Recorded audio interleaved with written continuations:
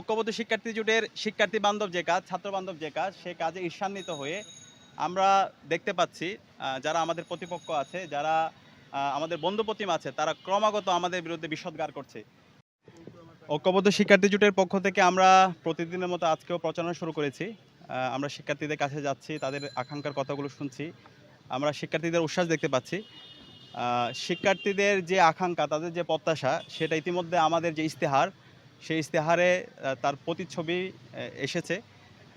আমরা আমাদের ঢাকা বিশ্ববিদ্যালয় ক্যাম্পাসটাকে স্বপ্নের ক্যাম্পাস বানাতে চাই এবং এক্ষেত্রে আমাদের ইশতেহার আপনারা দেখতে পেয়েছেন। আমরা বলেছি আমরা ১২ মাসে ৩৬টা সংস্কার করব এবং সেই সংস্কারগুলো কীভাবে হবে সেটা রুটম্যাপও আমরা ইতিমধ্যে আমাদের ইশতেহারের যে ওয়েবসাইট আছে, সেই ওয়েবসাইটে দিয়েছি এবং আমরা ৬টা জিনিসকে সবসময় ইয়েস বলবো আর ৬টা জিনিসকে সবসময় নো বলবো। সেই ইয়েসগুলো হচ্ছে নিরাপদ ক্যাম্পাস, যেটা সবার দাবি; আবাসন সংকট সমাধান; ৩ নাম্বার হচ্ছে নারী শিক্ষার্থীদের নিরাপত্তা নিশ্চিত করা; ৪ চিকিৎসা সুবিধা ও স্বাস্থ্যসম্মত খাবার; ৫ উন্নত পরিবহন; ৬ ক্যারিয়ার গঠনে পর্যাপ্ত তথ্য ও সেবা। আর ৬টা জিনিসকে সবসময় আমরা নো বলবো। এই ৬টা জিনিসকে সবসময় আমরা লাল কার্ড দেখাবো। ৬টা জিনিসগুলো হলো: ১ নাম্বার কর্তৃত্ববাদী রাজনীতি, নির্যাতন ও সহিংসতা; ২ গণরম গ্যাস্ট্রুম কালচার; ৩ বৈষম্যমূলক নীতি ও আচরণ; ৪ মাদক ও চাঁদাবাজি; ৫ লাঞ্চের পরে আসেন কালচার; ৬ ইসলাম ফোবিয়া ও সাইবার বুলিং।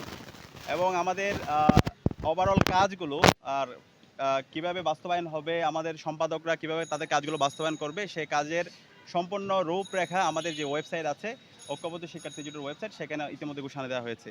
তো ঐক্যবদ্ধ শিক্ষার্থী জোটের শিক্ষার্থী বান্ধব যে কাজ, ছাত্র বান্ধব যে কাজ, সেই কাজে ঈর্ষান্বিত হয়ে আমরা দেখতে পাচ্ছি যারা আমাদের প্রতিপক্ষ আছে, যারা আমাদের বন্ধুপ্রতিম আছে, তারা ক্রমাগত আমাদের বিরুদ্ধে বিষোদ্গার করছে। আপনারা জানেন ঐক্যবদ্ধ শিক্ষার্থী জোট আমরা যেদিন প্রচারণা শুরু করেছি, সেদিন আমাদের যেই প্রচারণা সামগ্রী ছিল, সেই পেস্টুনগুলোকে ভেঙে দেওয়া হয়েছিল এবং আমাদের যে নারী প্রার্থী ছিল, নারী প্রার্থীর ছবি বিকৃত করা হয়েছে। পরবর্তীতে আমরা নির্বাচন কমিশনে অভিযোগ দিয়েছিলাম, কিন্তু আজকে ৬ দিন হয়ে গেল, নির্বাচন কমিশন এখন পর্যন্ত কোনো ধরনের ব্যবস্থা নেয়নি।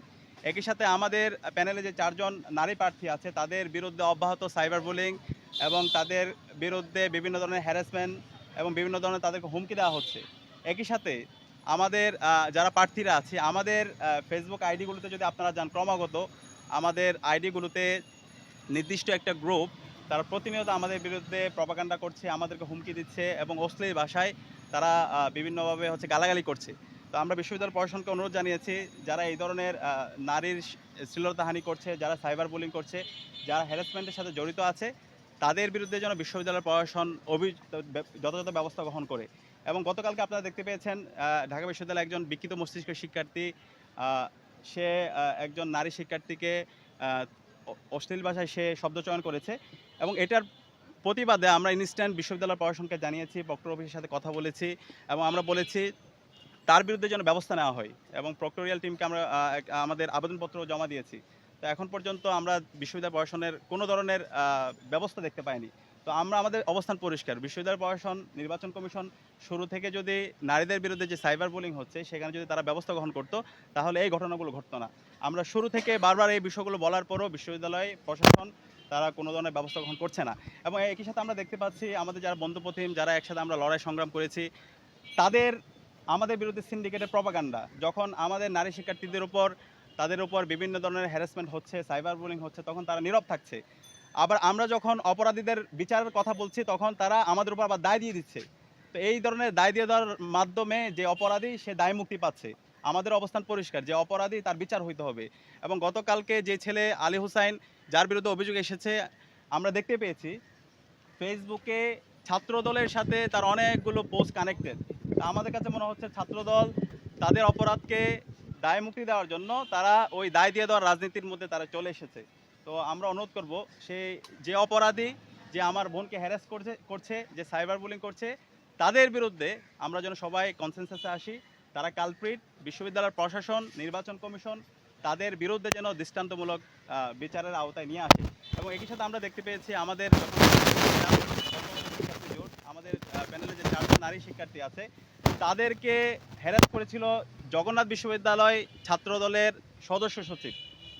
এবং এর পরিপ্রেক্ষিতে পরবর্তী দেখতে পেয়েছি আমাদের অনেক সংগঠন ক্রমাগত, বিশেষ করে যদি বলি ফাতিমা তাসনিম জুমা, উম্মে সালমা, সাবিকুন নাহার তামান্না এবং আফসানা আক্তার সহ সবার বিরুদ্ধে ক্রমাগত বিভিন্ন ঢাকা বিশ্ববিদ্যালয়ের বিভিন্ন পর্যায়ে যারা প্রার্থীরা আছে তারাও বিভিন্নভাবে সাইবার বুলিং করেছে এবং তারা বিভিন্নভাবে আমাদের প্রার্থীদের বিরুদ্ধে মিথ্যা প্রপাগান্ডা করছে।